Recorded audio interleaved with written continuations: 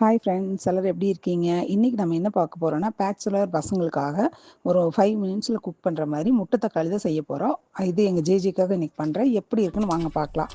First கடாயில் எண்ணெய் வச்சு அந்த எண்ணெயில் நல்லா கடுகு போட்டு சடச்சடான்னு உங்களுக்கு பொரிய சத்தம் கேட்கணும். அதுக்கப்புறம் பச்சை கருவேப்பிலை போட்டுக்கோங்க, அது நல்லா மணமாக இருக்கும். அதுக்கப்புறம் ஒரு 3 வெங்காயத்தை பொடி பொடியாக கட் பண்ணி சாப்பர் வாங்கி வச்சுக்கோங்க. அது குயிக்காக சாப் பண்ணி கொடுத்துட்டு உங்களுக்கு குட்டி குட்டியாகவும் கட் பண்ணிடும். அதில் ஒரு 3 வெங்காயத்தை கட் பண்ணி உள்ளே போட்டுக்கோங்க. அதை நல்லா பொன்னிறமாக வணங்கினதுக்கப்புறமா ஒரு 5 தக்காளி எடுத்துக்கோங்க. இது வந்து குறைஞ்சது ஒரு 3 பேர் 4 பேர் சாப்பிட்லாம். அந்த மாதிரி அந்த அளவுக்கு தான் நான் செஞ்சுருக்கேன். தக்காளியும் வெங்காயம் நல்லா மசிஞ்சு வரணும். அப்போ வந்து ஒரு 5 6 பச்சை மிளகா நல்லா கிள்ளி போட்டுக்கோங்க. இது காரமாக இருந்தால் தான் முட்டை தக்காளி நல்லா டேஸ்ட்டாக வரும். அதை நான் 6 பச்சை மிளகா போட்டிருக்கேன். 6 பச்சை மிளகாயும் கட் பண்ணி உள்ளே போட்டுருங்க. அதுக்கப்புறமா இதுக்கு தேவையான அளவு உப்பு போடுங்க. எங்கள் ஜேஜே அப்படி போடுங்க இப்படி போடுங்கன்னா அந்த உப்பு போடுற ஸ்டைல் எனக்கு வரல. என்னோடய ஸ்டைலில் மிளகாத்தூள் போட்டுட்டேன்.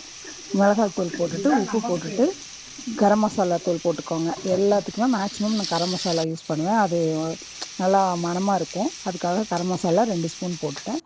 நம்ம பச்சை மிளகா காற்றுக்கு போட்டிருக்கனால கொஞ்சம் 2 ஸ்பூன் போட்டிங்கனாவே போதும். அதுக்கப்புறம் நல்லா அதை வேக விடுங்க. நல்லா ஆயில் கொஞ்சம் தாராளமாக விட்டு நல்லா வணங்கி நல்லா ஃப்ரை ஆகணும். அந்த தக்காளி வெங்காயம் எல்லாம் ஒன்றோட ஒன்று மசிஞ்சு நல்லா மசிஞ்சு வந்துடணும். அதுக்கப்புறமா எடுத்து உப்பு காரம் கொஞ்சமாக பார்த்துக்கோங்க. உப்பு காரம் கணக்காக இருக்கான்னு பார்த்துட்டு அதுக்கப்புறம் நம்ம வச்சுருக்கிற 2 முட்டையை அதில் உடச்சி உள்ளே ஊற்றிடுங்க. அந்த முட்டை உள்ளே விழுகிற அழகை பாருங்களேன், அவ்வளோ அழகாக விழுகுதில்ல, பார்க்கறதுக்கு நல்லாயிருக்கு. டொப்படி விழுந்துச்சு, நல்லா இருந்துச்சு. அது விழுந்ததுக்கப்புறமா அதை நல்லா அப்படியே கிளறி விடுங்க.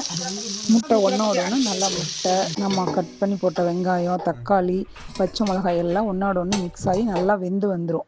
அது உங்களுக்கு பார்த்தாவே தெரியும். கிரேவியும் இல்லாமல் பொரியலும் இல்லாமல் அது ஒரு கலவையாக இருக்கும்.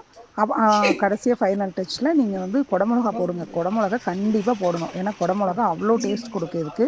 நான் கொஞ்சம் நீள நீளமாக போட்டுட்டு நீங்கள் இன்னும் குட்டி குட்டியாக கட் பண்ணி போட்டுக்கோங்க.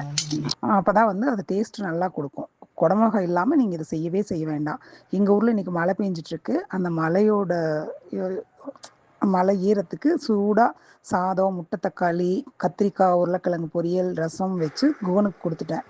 ஜே சாப்பிட்டு பார்த்துட்டு என்ன சொல்கிறேன்னு நீங்களே பாருங்கள். நீங்களும் ட்ரை பண்ணி பாருங்கள். சூப்பராக இருக்கும். செஞ்சு பார்த்துட்டு எப்படி இருந்ததுன்னு எனக்கு கமெண்ட் பண்ணுங்கள்.